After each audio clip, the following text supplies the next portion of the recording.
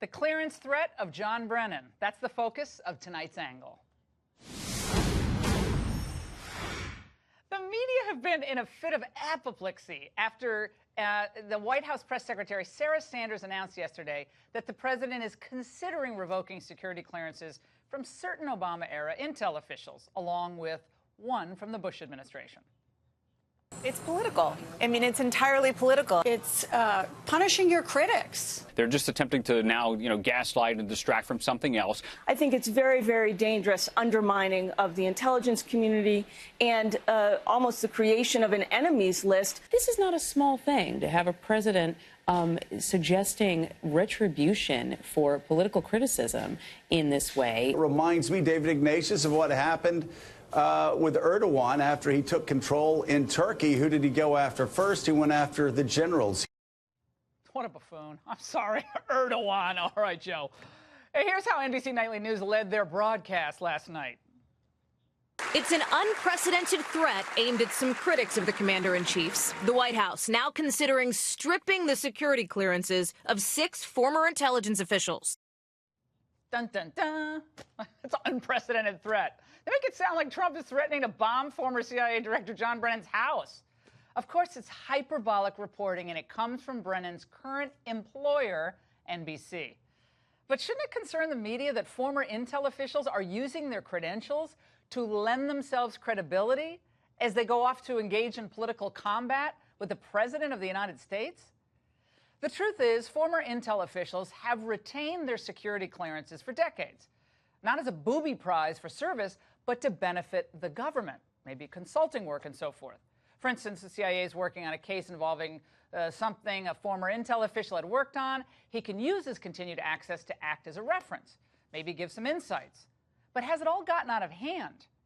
Roughly 4.2 million Americans had security access or were eligible for access since 2015, according to the Office of the Director of National Intelligence. The General Accountability Office calls this a high risk for national interests. It's perfectly legitimate, though, for the president to recall the clearances of retirees in the interest of national security, isn't it? So if the government needs retired officials to help on cases, well, the government can insist that they go through the normal clearance process again. But when you're talking about individuals like Brennan, it's a wonder how he maintained a clearance at all. Let's look at the Brennan record for just a moment. Before he became their favorite Trump basher, the Democrats in the Senate despised him. Some urged his resignation as CIA director for lying about spying, and not spying on the bad guys, but on the Senate. He's been caught lying multiple times during his government career. Senator Dianne Feinstein in March 2014 called out the CIA under Brennan's leadership for its effort to harass and thwart an ongoing Senate investigation into the Bush-era enhanced interrogation program. Based on what Director Brennan has informed us, I have grave concerns that the CIA's search may well have violated the separation of powers principles embodied in the United States Constitution. It may have undermined the constitutional framework essential to effective congressional oversight of intelligence activities or any other government function. Now, of course, Brennan was incredulous that anyone would question his credibility and his integrity. As far as the allegations of, CIA hacking into, Senate computers, nothing could be further from the truth. I mean, we wouldn't do that. I mean, that's just beyond the scope of reason in terms of what we would do. Well, naturally, they did spy, and they would spy. What you just heard was a lie. 10 CIA staffers were found to have breached Senate Intel Committee computers. Senator Mark Udall, no conservative, called on Brennan to resign. But Obama protected Brennan. And let's not forget that Brennan was caught lying last year on the Steele dossier. Director Brennan, do you know who commissioned the Steele dossier? I don't. Did the CIA rely on it? No. Why not? Because we didn't. It was not in any way used as a basis for the intelligence community assessment that was done. Oh, my God, every time I hear that. In fact, 2 former intel chiefs, Jim Clapper and Mike Rogers, both disputed Brennan's claim that the dossier was not part of their assessment. Rogers in a letter to Congress and Clapper last October on CNN. Some of the substantive content, not all of it, but some of the substantive content of the dossier, we were able to corroborate in our intelligence community assessment.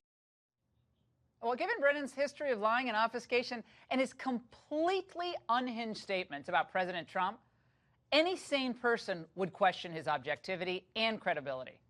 Trump is right 100% to be skeptical of Brennan and to call him out on his misinformation campaign. As the Wall Street Journal's Kimberly Strassel noted last week, Brennan has been bragging that it was he who started the ball rolling on this entire Russian collusion narrative. I encountered and am aware of information and intelligence that revealed contacts and interactions between Russian officials and U.S. persons involved in the Trump campaign that I was concerned about. I know that there was a sufficient basis of information and intelligence that required further investigation by the Bureau to determine whether or not U.S. persons were actively conspiring, colluding with Russian officials. Well, even if you're not wild about everything Trump has done, as David Harsanyi wrote in The Federalist back in March, John Brennan shouldn't be lecturing Americans. He should be the focus of a congressional inquiry. He should be put under oath. And it looks like that may finally be coming. Well, we have lots of questions for John Brennan, and he will definitely be sought by the committees for an interview. This is an extremely disturbing thing to see both he and James Comey, supposedly impartial government officials carrying out their jobs in very important areas in intelligence gathering and law enforcement, express the kind of extreme bias that they've shown now, which I think reflects quite accurately on what they were doing back in 2016. Well, the idea that we should continue to allow John Brennan and other deep state partisans to use their security clearances to validate their political attacks is sheer madness. To do so is to allow them to further disgrace the agencies they've already tarnished through their biased actions. And that's the angle.